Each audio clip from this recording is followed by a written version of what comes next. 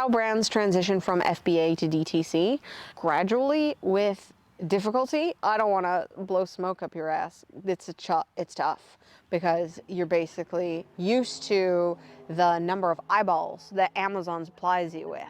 Regardless of the fact that you have to pay for them, it's fishing in a stocked pond.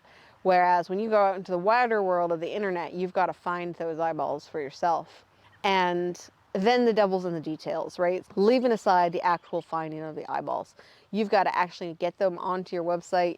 You've got to actually get them to pay. You got to make them fill out the cart information, and then you've got to do your fulfillment. There's a lot of like little fiddly bits in there that takes a while to optimize. It really does help to have like previous e-commerce experience in a way that, like, frankly, selling on Amazon has probably robbed you of.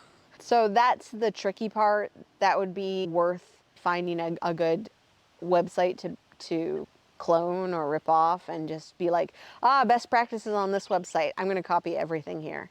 The next thing to do would be like sales volume. And that's, like I've said in the past, is a bit of a chicken and the egg program, because you have an issue where you don't have the traffic to get the sales, and since you don't have the sales, you don't have the volume to get into a 3PL who will fulfill for you. So you have to send them to Amazon, which reduces your margin, which means that you can't spend quite as much on PPC. It helps to have deep pockets during this situation where you're doing the build-up.